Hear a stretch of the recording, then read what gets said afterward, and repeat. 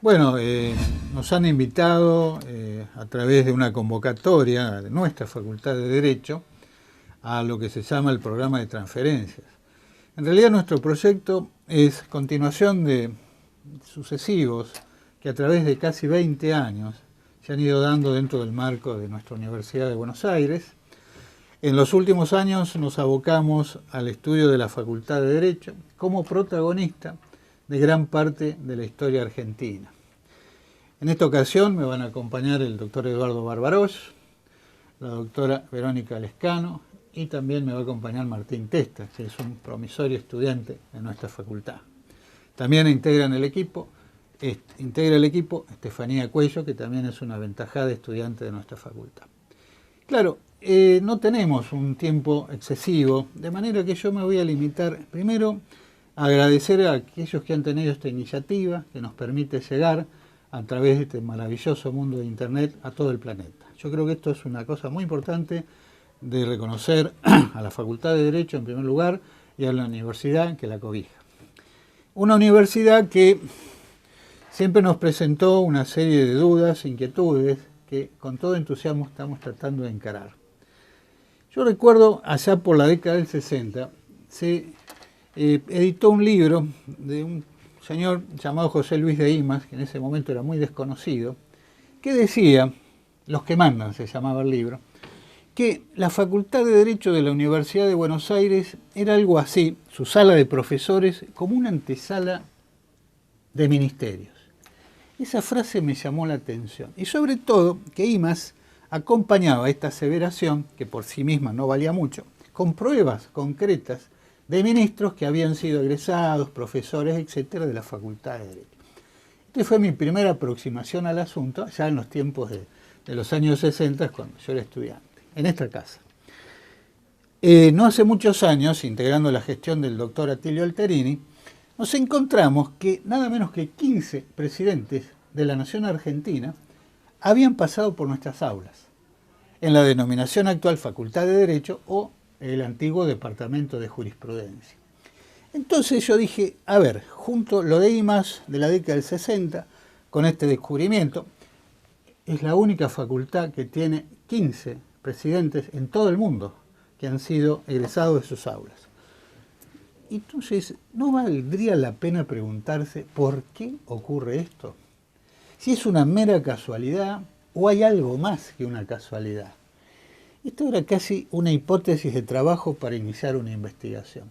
De tal manera que hace algunos años atrás empezamos a estudiar a la Facultad de Derecho. No como ámbito o lugar o espacio de expedición de diplomas destinados a ejercer una profesión en sus variadas y dignas manifestaciones, sino para preguntarnos algo más, es decir, ¿por qué la facultad tuvo, a través de sus hombres, egresados, profesores y aún estudiantes, un protagonismo realmente curioso, excepcional dentro de nuestra historia? Eso nos llevó a entrar cada vez más en un mundo que nos terminó convenciendo que efectivamente estamos ante una singularidad, diría Hoskin, en materia de ciencias exactas. Algo que no tiene aparentemente una explicación. Y si no la tiene, qué mejor incitación para un investigador que preguntarse si hay alguna forma de, por lo menos, hacer una aproximación a eventuales hipótesis de trabajo. Empezamos y a medida que avanzábamos se nos iba planteando un mundo realmente fascinante, que iba mucho más de los 15 presidentes egresados. Nos encontrábamos con grandes referentes sociales que habían sido egresados de nuestra facultad, grandes escritores, Enrique Larreta, Manuel Gálvez, Baldomero Fernández Moreno, en fin, hasta algunos que no habían logrado recibirse, como Homero Manzi, Homero Manzione, como ustedes saben, o Arturo Jaureche, miren que nombro de todos los pelajes, Silvio Frondizi, otra víctima de la violencia de los años 70.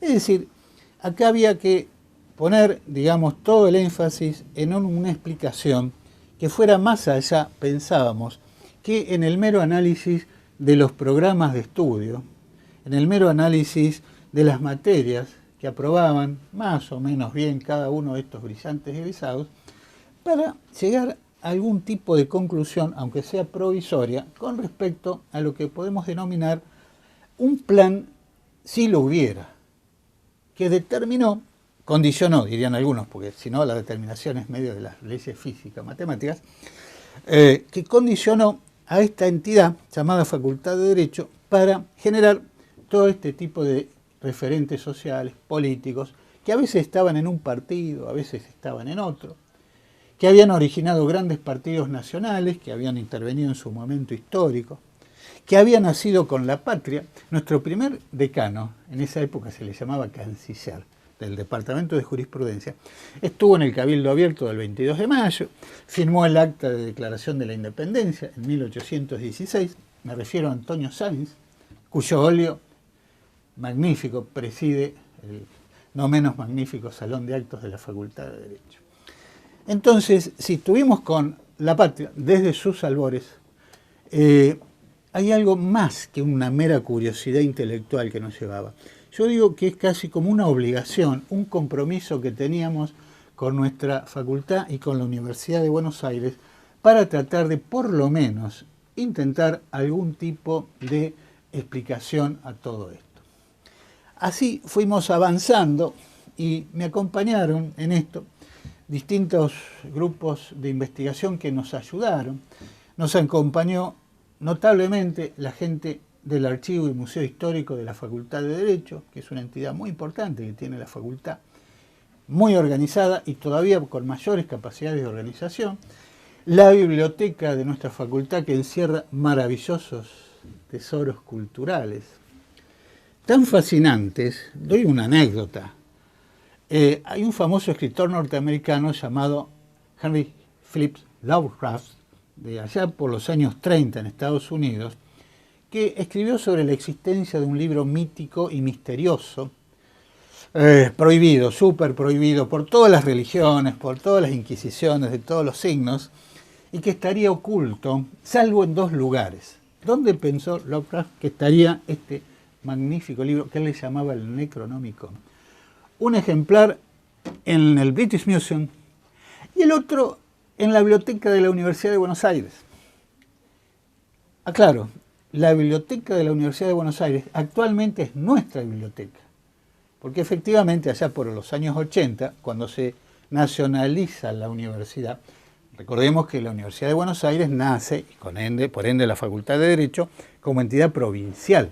Así lo fue desde su fundación en 1821 hasta la década del 80, hasta el año 81, que se nacionaliza a raíz de una guerra civil y la famosa federalización de Buenos Aires, que le llaman. Al nacionalizarse, la Universidad de Buenos Aires, no sé por qué razón, le deja todos sus grandes libros, Lovecraft sería el nombre, Necronomicon también, en la biblioteca de la Facultad de Derecho. El solo hecho de tener este tesoro cultural de incunables, ediciones extraordinarias, incontables, es suficiente para decir que aparte de ser un espacio emisor de diplomas, la Facultad de Derecho tiene generación de hombres célebres, generación de actores de la historia política argentina y custodia parte del tesoro cultural de la Argentina. Triple responsabilidad entonces para meterse en todos con este proyecto.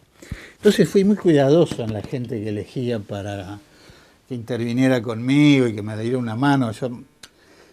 Yo quise que ellos participaran en esta filmación. No quise monopolizarlo, porque el futuro, sobre todo de los más jóvenes, es de ellos. Estamos embarcados ahora, paso como primicia, en lo que va a ser el bicentenario de la Universidad de Buenos Aires. Ya hay un equipo a nivel universitario que está trabajando. El rector le dijo al doctor Pablo Buschbinder: si vas a la Facultad de Derecho, velo a fulano, que él te va a ayudar. Y ya estamos en contacto con Pablo Buschbinder, porque estamos mirando de acá al 21. No a nivel personal, sino estos jóvenes que vienen atrás mío. Bueno, yo no quiero monopolizar. Tengo el gusto, ahora sí, de presentar al doctor Eduardo Barbarosh, que es un distinguido profesor, investigador, ha sido secretario de investigación de la Facultad de Derecho, es actualmente miembro del Consejo, nada menos que de la Facultad. y que nos va a ilustrar sobre algunos de los grandes hombres, una porción importantísima pero minúscula de los grandes hombres de la Facultad de Derecho. En primer lugar, quiero agradecer las palabras del doctor Tulio Ortiz, que ha sido muy generoso conmigo en cuanto a sus elogios. De todas maneras, quiero aclarar que yo me incorporo al equipo de investigación ya hace muchos años, proveniendo de una materia que es la filosofía del derecho.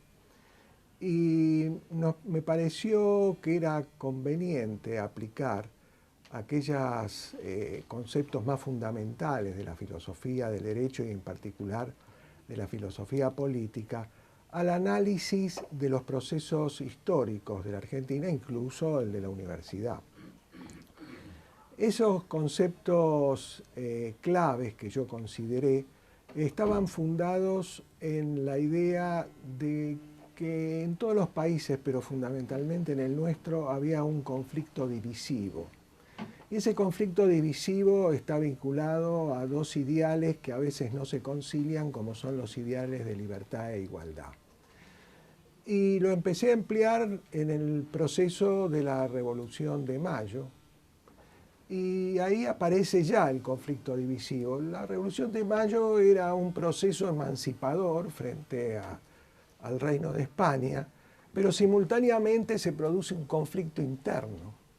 Estaban en la lucha por la emancipación, pero inmediatamente, ya en 1810, se produce ese conflicto divisivo entre dos sectores que son muy conocidos, incluso se los ha llamado partidos, que fue el Partido Morenista y el Partido Saavedrista.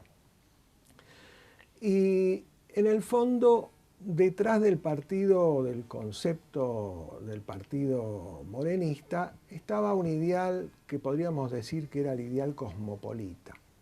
En cambio, dentro del Partido Saavedrista estaba el concepto nacional, no con esos términos, pero nacional y popular, muy afecto a las tradiciones, conservador, y eso provoca el primer enfrentamiento. Ahora, ¿cuál era el fundamento? Porque todos los referentes, incluso los referentes que son profesores de la facultad y que han tenido relevancia en la política argentina, siempre detrás llevan alguna concepción. Algún historiador los llamó ideas fuerzas, también lo llamaron ficciones orientadoras, pero en realidad la filosofía política es una filosofía orientativa. Y yo prefiero llamarlos concepciones de la justicia. Es decir, concepciones de la justicia para una sociedad que tiene que ser equitativa, igualitaria y que no tiene que tener distinciones arbitrarias. La idea de Mariano Moreno estaba fundada en un ideal cosmopolita como era el contrato social de Rousseau. El contrato social de Rousseau que él publica, lo traduce en esa época, estábamos hablando de 1810, en una aldea como era la ciudad de Buenos Aires, pero elimina inmediatamente el capítulo vinculado a la religión. Y lo desvincula porque dice que de ese sentido Rousseau desvariaba en temas religiosos y entonces consideraba que convenía eliminarlo. Algunos dicen porque él en el fondo era muy religioso, muy católico y muy religioso, otros dicen que era por razones tácticas, ¿no? Nunca se pudo llegar a determinar cuál era el motivo. Lo cierto es que ahí se inicia la línea que yo diría que es liberal igualitaria. Yo lo considero a Moreno un liberal igualitario y lo considero así porque ya en sus estudios y en sus tesis doctorales hacía una gran defensa de los menos aventajados, que en ese caso eran los indígenas. Y además proponía una democracia, cosa que el sector conservador, por llamarlo benévolamente, no la aceptaban, decían que era impolítica, era propio de una ideología para manipular y demás. Lo cierto es que en 1811, ya muerto Moreno, que él proponía las libertades, asegurar las libertades democráticas. El otro sector, ya muerto Moreno, produce el primer levantamiento popular. Los orilleros de la Plaza Miserere, manejados por un caudillo Grijera, pretendieron de alguna manera desalojar al grupo morenista que se reunía en lo que se llamó la Sociedad Patriótica, para eliminarlos del ruedo político y tomar el poder. Si bien el Saavedra, que era el otro, negó haber participado, de todas maneras luego a este Tomás Grijera, que manejó a los orilleros de Ponchi Chiripá, terminó nombrándolo, se lo nombró a este Grijera alcalde en su momento. Es decir, este primer paso de la Revolución de Mayo, este primer paso inicia una línea que yo creo, a pesar de las líneas revisionistas, se continúa con Bernardino Rivadavia. El contrato social es un aspecto de la ética normativa, pero hay otros aspectos de la ética normativa como es el utilitarismo. Y el utilitarismo es la concepción ético-normativa que toma Rivadavia. Amigo de Bentham, piensa en realizar lo que él llamaba la feliz experiencia, o lo que se llamó la feliz experiencia, y tenemos la virtud de Rivadavia, entre otras cosas, por supuesto que habrá tenido sus defectos, que es el que promueve en el gobierno de Martín Rodríguez la creación de la Universidad de Buenos Aires. En 1821 sale un decreto creando la Universidad de Buenos Aires y señalando que en un momento de sosiego y de paz era conveniente iniciar el proceso de educación. Recordemos que la ignorancia abundaba en todas estas tierras. Funda también él el sistema lancasteriano de educación en Buenos Aires, porque ya lo había hecho San Martín en Perú y Bolívar en Venezuela. Y la preocupación por la educación hace que den becas para los alumnos del interior, para cada provincia, y el que se quejaba de no haber podido recibir la beca y que fue un autodidacta fue Domingo Faustino Sarmiento. Lo cierto es que, bueno, Rivadavia muy poco desarrolla su presidencia, porque lo nombran presidente, pero bueno, hubo un movimiento en contra de él, renunció y la presidencia y la constitución que él pretendía imponer o que se aceptara, que se aceptó pero después quedó sin efecto, era una constitución de bases liberales. Quiero recordar que mientras que en la época saavedrista se creó un comité de seguridad pública para perseguir a los opositores, cuando llega el triunvirato, Rivadavia y el triunvirato crean la famosa, el decreto de seguridad individual, derechos que luego fueron consagrados en la Constitución que hoy tenemos de 1853. Quiere decir que esa línea sigue su ruta. Bueno, tenemos un periodo bastante oprobioso, justamente el de Rosas, después de Rivadavia, que es el que básicamente deja o cierra la Universidad de Buenos Aires con un decreto en donde se acaba la gratuidad de la enseñanza y los alumnos se tenían que hacer cargo de pagar todos los costos de la universidad. En este periodo entonces tenemos el utilitarismo, que es una concepción cosmopolita. La anterior, el contrato social, también es cosmopolita. En cambio, en el periodo de Rosas apareció una concepción vernácula, nacional y popular, que se caracteriza porque hay que adherir al líder, sin oponerse. El líder determina qué es lo que hay que hacer y todo el mundo lo sigue. Es decir, un poder concentrado y también no federal, porque en el fondo Rosas se apoyaba en los estancieros que tampoco tenían ningún interés en que el federalismo se consagrara. La última concepción que yo estoy analizando, estoy analizando dos, pero la última que está publicada en este libro es la del positivismo. El positivismo comtiano, de Comte, y también el evolucionismo de Spencer. Ambos se conjugan dentro de un núcleo de la inteligencia argentina que equivocadamente, creo yo, recibiendo ideas de Europa, porque no era vernáculo, ideas de Europa, se desvían de la Constitución del 53, de los derechos y las libertades, y se arrogan una posición o asumen una posición en parte nacionalista y en parte racista.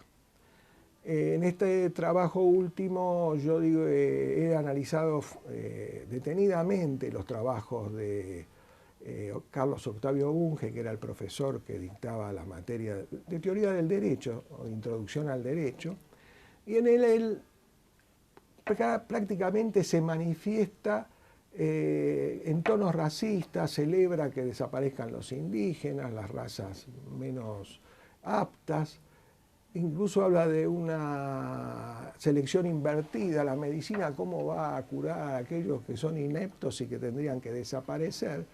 Y esto creo que no solo fue en la Argentina, sino que fue en el mundo entero, y a los que le debemos en cierta medida, no digo en todo, pero en cierta medida, la Primera y la Segunda Guerra Mundial. Finalmente, digamos, hemos llegado a un acuerdo, como me ha dado el consentimiento el doctor Ortiz, estoy analizando a Lisandro de la Torre.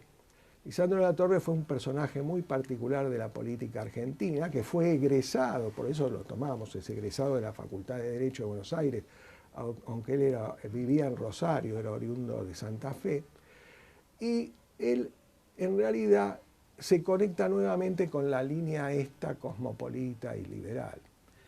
Y ha tenido una gran actuación, hasta Clemenceau había dicho que este era el hombre que había que seguir en la Argentina para que fuera presidente, pero no lo pudo ser porque, bueno, perdió con otro grande que fue Hipólito Yrigoyen, con el cual tuvo grandes peleas, pero básicamente él mismo reconoce que él sigue la línea de Moreno, de Rivadavia, de Sarmiento, de Mitre.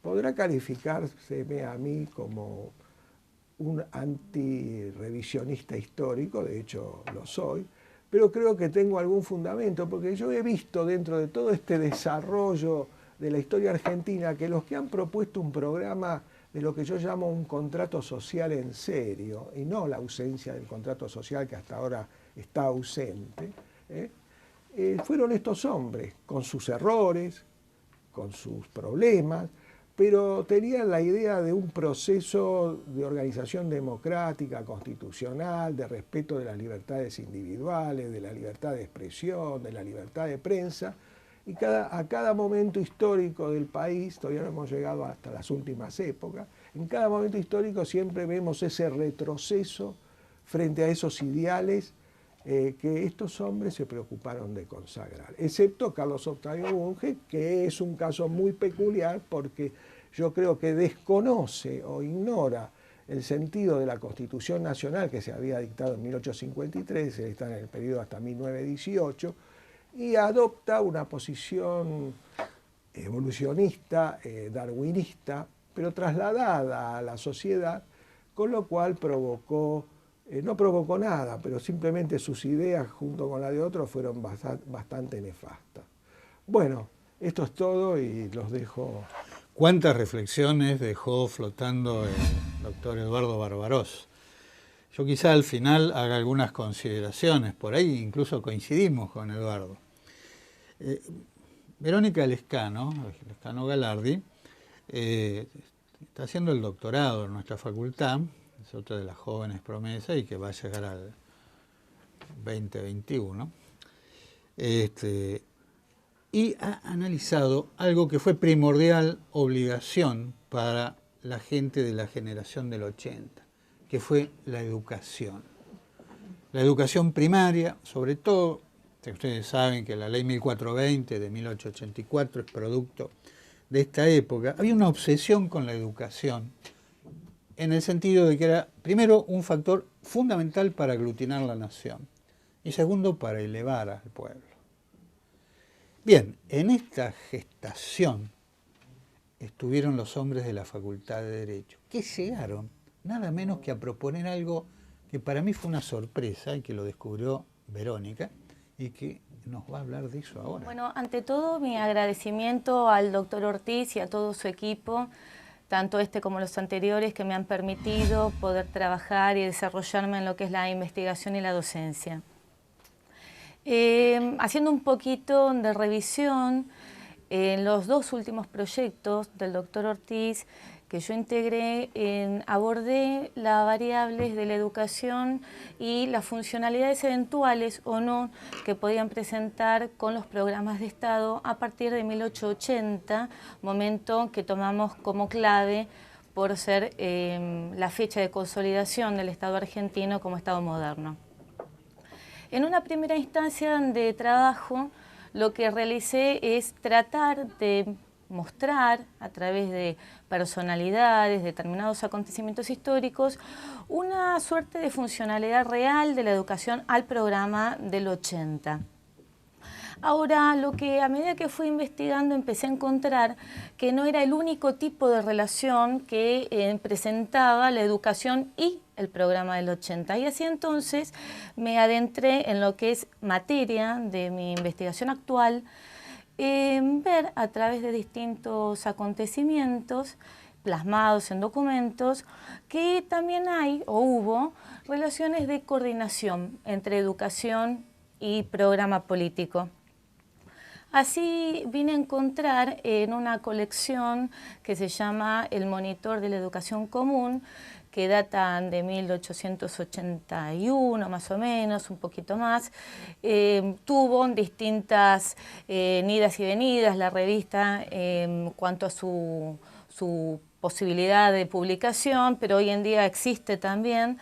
Y en sus páginas no solamente está reunido material netamente educativo, sino que hay mucho aporte de los pensadores, los intelectuales, los artistas, de cada uno de los momentos que fue viviendo Argentina. Esta colección, además, como si fuera poco, está digitalizada en este momento, se puede acceder online a través de la página de la Biblioteca Nacional del Maestro. Y allí es donde encontré una transcripción que se realizó de un congreso, el primer congreso pedagógico, que fue llamado Primer Congreso Pedagógico Internacional, que tuvo nuestro país, en el que concurrieron no solamente educadores, sino que muchos de esos educadores eran también juristas, o sea, gente de derecho. Dato más interesante aún para nuestra investigación fue descubrir que muchos de esos miembros juristas habían pertenecido de alguna manera, estaban vinculados a nuestra facultad. Este congreso se hizo a instancias de una propuesta de Sarmiento, aprovechando el momento de la exposición internacional que se hacía acá en Línea Rural, para que las personalidades que venían del ámbito internacional a la exposición esta pudieran también participar en este congreso pedagógico, y así entonces comenzar una serie de debates y de propuestas en torno a cómo educar. Ahora, la pregunta es, ¿qué instancia de la educación proponía este congreso? Lo que me pareció relevante es encontrar que la instancia de preocupación y de interés de estas personalidades era la educación primaria. En un momento, estamos hablando ya 1882, abril, se inicia para el 18 de abril de 1882, donde aún no estaba la ley 1420. O sea que es considerado este congreso uno de los grandes antecedentes y de los más importantes como cuna para el surgimiento de la ley de educación laica, primaria, gratuita y obligatoria de nuestro país. Así las cosas, bajo la presidencia primero de Varela y posteriormente de Onésimo Leguizamón, transcurre poco menos de un mes este debate, este congreso, y al interior uno de los debates, que es el que yo trabajo específicamente, que me pareció netamente rescatable, fue aquel donde una serie de juristas, docentes y docentes proponen a nivel de recomendación, por lo menos, incluir dentro de la currícula de educación que se iba a dar a los menores entre 6, 7 años a 12, 14, nociones de derecho.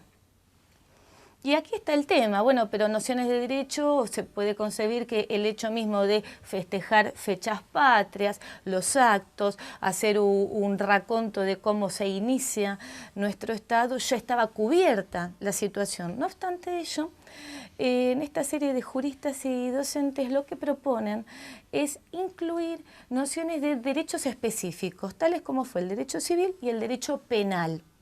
Al mismo tiempo, en incorporar nociones básicas de pedagogía y de economía política. Claramente esto abrió un debate bastante intenso con un sinfín de argumentos y contraargumentos que, en atención al tiempo que estamos teniendo, los voy a sintetizar en los que considero más estructurantes de lo que era la visión que tenían estos hombres en relación al alumno como ciudadano. La primera objeción que recibió esta incorporación de emoción fue qué sentido tiene tener que formar al menor, al alumno, en nociones de derecho civil o penal, si para el caso está representado por sus padres. Al mismo tiempo, ¿quién podría encargarse de formar a estos alumnos en estas materias, toda vez que los maestros y los docentes no han recibido una formación específica sobre estos contenidos? Y como último argumento de oposición, se planteó que ya existía la facultad o una casa de estudios que formaba abogados. Entonces, ¿qué sentido tenía iniciar desde tan pequeña esta situación, de tan pequeño el ciudadano, esta situación? Esto implicó un cuarto intermedio, hubo que pensar qué se iba a contestar a todos estos argumentos claramente fuertes y coherentes. Se reabre el debate y ya habían pensado las respuestas. La respuesta que se dio en primer término fue, si bien es cierto que hay una casa de altos estudios, es eso, una casa que forma ciudadanos ya en otra instancia vital. Acá la idea es empezar desde los 6 años, que es una forma como de ir concientizando de un modo muy natural una serie de criterios de ordenamiento. Por otro lado, si bien es cierto que son menores y en esa virtud los padres deben responder por ellos, posiblemente si este tipo de contenidos se articulan, el chico va a comportarse de un modo por lo menos más responsable o con una idea más clara del hecho y la consecuencia, causa-consecuencia. O sea que se aligeraría de alguna manera la responsabilidad que le compete completamente a los padres, porque el menor, el chico, actuaría de un modo más consciente. Y en última instancia, la formación del docente, maestros, profesores, si bien es cierto que no guardan dentro de su currícula básica contenidos jurídicos, no por ello el tipo de contenidos que se van a buscar incluir en estos jovencitos es algo que escape a una inteligencia básica cuando están formados en ser formadores. Así entonces, no se buscaba que el chico fuera un abogado en pequeñito y que supiera litigar, trabar una litis u otro, sino lo que se buscaba es lo que hoy por hoy nosotros utilizamos como concepto, el tener conciencia de ser derechohabiente. O sea, por un lado, saber qué derechos tenemos, qué derechos estamos llamados a exigir, pero por otro lado, cuál es la contraprestación de esos derechos y de esa exigibilidad. De esta manera, la idea es pulir un poco el comportamiento, la conducta, y que desde los primeros momentos de socialización ya el joven esté preparado de un modo más ciudadano. Estas mínimas líneas para sintetizar lo que fueron las contraargumentaciones, dieron por acabado el debate y fue llamada la votación. En esa votación fue elegida la incorporación de estos contenidos básicos de derecho, particularmente la cuestión giró sobre el tema del derecho civil y penal, no tanto sobre los contenidos pedagógicos y de economía política, porque de repente, bueno, podían tornarse dentro de lo accesorio más accesorios, pero sí el tema de esta inclusión. Y es así como entonces el 8 de mayo, cuando se da por clausurado el Congreso y se hace el cierre, quedan incorporadas en las actas las recomendaciones de incluir en los programas de formación a partir de los 6 años conceptos básicos, mínimos, de derecho civil y penal que atiendan a un comportamiento, una conducta con más calidad ciudadana. Claramente me parece importante el documento, me parece un hallazgo dentro de lo que podremos llamar la ciencia, porque cada vez que hablamos de educación en este ámbito siempre estamos entendiendo, y que de hecho su gran parte lo han tenido los juristas, de trabajo sobre lo que es la esfera universitaria. Y aquí estos mismos hombres, muchos de ellos, han corrido y han pasado su importancia educacional a las primeras experiencias de socialización institucional como genera la educación primaria, y que por eso antes había dicho que había conformado el antecedente de la Ley 1420. La Ley 1420 no incluye esto, fue una recomendación, no lo incluye.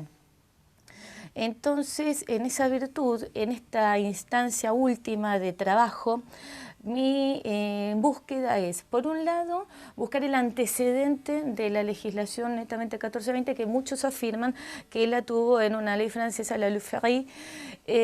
Paradójicamente, esta ley Ferry no tiene estas recomendaciones, no las incluye. Es algo novedoso que genera este Congreso. Buscar eso, que ya lo confronté, es el último trabajo que prontamente va a salir en otra de las obras, y luego ver cuál fue el camino que esas recomendaciones, sin perjuicio que no fueron incorporadas a la currícula obligatoria, si en algún momento vuelve a aparecer o de otra forma, pero la idea está en cuanto a tratar de formar un ciudadano desde temprana edad. Las conclusiones básicas que hasta este momento he arribado, me dan primero la importancia de la educación, ya no tanto como una funcionalidad de un programa, que es lo que hasta ahora venía trabajando, sino una relación de coordinación con un programa político. O sea, es al revés, ya son los educadores, juristas, muchos de ellos, muchos con carreras incluso políticas o de asesoramiento a los políticos, que trabajan desde la temprana formación del ciudadano. Por otro lado, un dato que no me parece menor, que este Congreso estuvo conformado no solamente por argentinos, yo había dicho que había personalidades internacionales, gran parte fueron uruguayas y brasileras. Y entonces cuando uno ve las legislaciones y los trabajos de educación, principalmente en Uruguay, uno puede armar una suerte de cartografía de la historiografía de la educación rioplatense. Y en esa cartografía, integrantes de esta facultad han sido parte. En última instancia, me parece que el aporte principal es que el jurista y el docente, el educador, priorizan más no tanto una profesión, como ha sido la abogacía, sino la formación del ciudadano. Y en esta formación sí convergen de modo coordinado la educación y las ciencias jurídicas. No más entonces. Gracias. Sí, evidentemente la relación entre la Facultad de Derecho y la Constitución Educativa Argentina es muy estrecha. ¿Qué nos puede sorprender si, como decía Noé Gittrick, tenían un universalismo desenfadado? Eran escritores, abogados, hombres de política, hombres de ciencia, todos juntos. Yo no sé cómo, no había equipos ni computación, cómo sacaban el tiempo, no sé de dónde. Yo quiero recordar entre estos grandes educacionistas a José Zubiaur, y lo menciono especialmente por las Olimpiadas, esta que va a haber pronto en Londres, porque el Comité Olímpico Internacional, que es el que las organiza desde fines del siglo XIX, en su primera constitución, en su primera integración, estaba integrada por un argentino, el doctor José Zubiaur. Yo quiero destacar esto, dado su gran amistad con el barón de Coubertin, que como ustedes saben fue el mentor de todo este asunto. Los grandes hombres que llegaron a nuestras tierras, Canet egresado nuestro, desde luego, también los dos Canet, los dos Miguel, padre e hijo. Canet hablaba de Amadeo Jacques. Paul Groussac es otro de estos franceses extraordinarios, impresionante. De todo lo que podía saberse, este hombre sabía. Martín Testa, que es becario de Estímulo, estudiante de nuestra facultad, se va a referir a una de las grandes creaciones, una de las tantas grandes creaciones de Paul Grusac, que fue la revista La Biblioteca, se llamaba la revista La Biblioteca, que sí, como una avalancha llena de gente de la Facultad de Derecho adentro. En primer lugar, tengo que agradecer al doctor Ortiz, a todo su equipo y a la Facultad de Derecho. Y vamos a intentar aproximarnos en esta época de Internet precisamente a una de las tantas obras de Paul Grusac, cuya colección completa se encuentra presente aquí, en la Facultad de Derecho de la Universidad de Buenos Aires, más precisamente en su Instituto de Investigaciones Jurídicas y Sociales Ambrosio Luca Gioja, reconocido por el Rectorado de la Universidad de Buenos Aires. Y en este sentido tengo que comentarles que el doctor Tulio Ortiz el año pasado me propuso llevar adelante una investigación para poder aproximarnos precisamente a esta colección, la revista La Biblioteca, editada en 1896, 1897 y 1898, dirigida precisamente por Paul o Pablo Grusac. Y a través de una beca de la Universidad de Buenos Aires, más propiamente sobre la revista, vamos a navegar por el exterior e interior de esta empresa cultural, de este ícono, que está vinculada, lo que podríamos entender, en el momento de consolidación del Estado moderno argentino. Para eso establecimos algunos objetivos y algunas hipótesis. Nuestro primer objetivo es realizar un estudio introductorio, aproximarnos y navegar como segundo objetivo por el exterior e interior de esta empresa civilizadora, de esta cruzada dirigida al porvenir de la nación. Paul Grusac, como dijeron un ex decano de esta casa, fue un arquitecto perspicaz y laborioso de nuestro nacionalismo, como se diría en el Parlamento de la Nación Argentina, precisamente Alfredo Palacios. Y en este sentido nos proponemos algunas hipótesis para trabajar, para llevar adelante este recorrido, y tenemos que primeramente hablar un poco del contexto en el cual surge esta cruzada, este ícono de la cultura. Y no podemos acá dejar de hablar de su director, que tenía en miras este modelo europeo y quería llevar los cánones de la cultura argentina a los ideales de la cultura europea en el marco de un proceso más amplio. Y en ese sentido tenemos que tratar un poco lo que era la Facultad de Derecho. La Facultad de Derecho no estaba en la sede actual, estaba en una sede anterior. Y sobre las sedes no podemos dejar de mencionar que el Seminario Permanente de Investigación y Docencia de la Historia de la Facultad de Derecho se ha abocado, y en este sentido también ha tratado, la sede de la calle Moreno 350, hoy casco histórico de la ciudad de Buenos Aires, y sigue perteneciendo a la Universidad de Buenos Aires en parte, donde funciona el Colegio Nacional, uno de los colegios de la Universidad de Buenos Aires. Eran los tiempos de aquella sede, eran los tiempos de una Argentina en borrador, de un mosaico de provincias, como dirían algunos investigadores de esta casa, como el doctor Tulio Ortiz. Y había una idea de nación.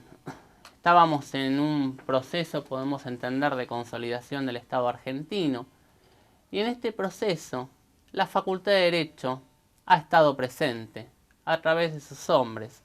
Y esto se refleja al comparar tan solo desde un criterio generacional los principales expositores, referentes sociales y culturales, graduados, profesores, estudiantes de la Facultad de Derecho, que han acompañado precisamente esta empresa, este ícono para la cultura de aquel entonces. Desde un criterio generacional podemos ahondar en los diferentes, por así decirlo, quienes llevaron adelante este proyecto, quienes hicieron parte de esta nación y que eran hombres de la Facultad de Derecho. Nuestro objetivo, como ya dijimos, consiste en realidad en hacer presente una obra del pasado que tendrá trascendencia en lo futuro. Y acá hay que destacar, también en el marco de transferencia de este proyecto, que la idea justamente está también vinculado a esta transferencia hacia las investigaciones futuras. Ese, creo yo, es el principal valor de esta investigación, que podrá ser utilizada en lo posterior por las futuras investigaciones. Está muy vinculado a las diferentes clases dirigentes, por así decirlo, que se han formado en esta casa y que han tenido un rol protagónico en el desarrollo del Estado argentino. Para ir cerrando, quiero mencionar una frase que en realidad con esto también cerraba Paul Grusac la revista, por motivos que por razones de tiempo no vienen al caso, y es que no me toca apreciar la obra interrumpida, ni fuera justo juzgarla por sus pasos iniciales. Pienso, no obstante, que la colección de la biblioteca deja la idea de una tentativa que pudo ser viable y no indigna de este país. Vamos ahora entonces a ir cerrando algunas de las ideas de las hipótesis. Si la revista La Biblioteca fue una cruzada civilizadora, y es una de las preguntas que podemos hacernos. Si la revista La Biblioteca fue un ícono cultural de aquellos tiempos, es otra de las preguntas que podemos hacernos. Si la revista fue un movimiento de cultura, también es otra de las preguntas que nos hacemos y que tratamos de aproximarnos en esta investigación, con la esencia originaria y evidente que también en su momento tuvo su director, de hacerla vivir. Muchas gracias. Evidentemente, como recién escuchábamos lo que decía Martín Testa, no puedo menos que tener presente que Grusac es otro de los grandes que contribuyó a la cultura argentina. También quiero decir que gracias a Grusac se aglutinaron una serie de argentinos alrededor de él que lo conservan. Entre otras cosas que hizo Grusac y egresados y profesores de nuestra casa fue fundar a fin del siglo XIX la Facultad de Filosofía, la actual Facultad de Filosofía, hija de nuestra facultad. No es de extrañarnos porque nuestra facultad generó la Facultad de Filosofía, la Facultad de Agronomía, la Facultad de Veterinaria, la Facultad de Ciencias Exactas y la Facultad de Ingeniería. Todas hijas de la nuestra, sus egresados y sus hombres. Como se decía de Bolonia, madre de universidades, Facultad de Derecho, madre de unidades académicas de la Universidad de Buenos Aires. La otra joven promesa, que no ha podido venir hoy por fuerza mayor, es Estefanía Cuello, que se metió con un tema muy difícil. Bueno, ustedes verán el cuadernillo que va anexo a este video, que es el primer plan de estudios de la Facultad de Derecho. La Facultad de Derecho fue creada en 1874 como continuadora del viejo Departamento de Jurisprudencia fundado en 1821. El primer plan de estudios, 1875. No voy a entrar en tecnicismos y todo el material que ha elaborado Estefanía Cuello. Lo que quiero decir que detrás de algo tan aparentemente formal e instrumental y hasta diría aburrido, entre comillas, está nada menos. Primero, ¿quién fue el mentor del primer plan de estudios de la Facultad de Derecho? ¿Fue Alberdi, como sostienen algunos, o no? Ahí está el eminente profesor y amigo nuestro, Abelardo Levassi, quien sostiene que está inspirado en la escuela francesa de la Sorbona. Pero viene otra pregunta, cualquiera sea su origen formal. ¿Es cierto lo que decía Carlos Cosio, otro eminente egresado de nuestra facultad y profesor, que estaba destinado no solo a formar, como decíamos al principio de la introducción, abogados, jueces, etcétera, etcétera, eximios muchos, sino también dirigentes sociales, y que esa fue la finalidad última de crear una dirigencia política social argentina? ¿Fue obra de Alberdi o algo más de un, llamamos, metaplan, detrás de eso? Y si fue así, tenemos derecho a indagarlo, tenemos la obligación de indagarlo y en eso estamos. Ese es el tema de Estefanía Cuello. Yo quiero agradecer a esta magnífica oportunidad que hemos tenido, al apoyo técnico que es tan valioso y que realmente nos ha permitido conocer seres humanos excepcionales, sino también recordar que nuestra universidad nació muy humilde, pero con grandes banderas. Primero, la de la libertad, como señalaba Barbarosh. Segunda, la de la igualdad, porque fue en su momento absolutamente contraria a pedir la prueba de limpieza de sangre que pedía otra universidad argentina que en ese momento existía. La libertad y la igualdad desde los orígenes. Y también, no nos olvidemos, la gratuidad, que tuvo distintas alternativas, malos momentos, pero como dijo el creador de la canción Patria, cuando después de la caída de Rosas restableció la gratuidad en la Universidad de Buenos Aires, ha sido y es característica esencial de la Universidad de Buenos Aires la gratuidad. Y algo de libertad y de igualdad don Vicente López y Planes sabía. Y de paso nos dejó su hijo, que fue el gran eximio profesor, Vicente Fidel López, y su nieto, Lucio Vicente López. Toda una generación, los López les decían, que fueron egresados, profesores, maestros de maestros. Doy un solo ejemplo. Vicente Fidel López fue el gran maestro de José María Ramos Mejía, abogado, no médico, que lo reconocía como su maestro. La integración de la cultura, más allá de especializaciones. Después vinieron las especializaciones que nos embrutecieron un poco. Y cómo no, claro, Ramos Mejía fue el maestro de José Ingenieros. Es decir, que la Facultad de Derecho generó algo muy difícil, maestros de maestros. Muchas gracias. Buenas noches.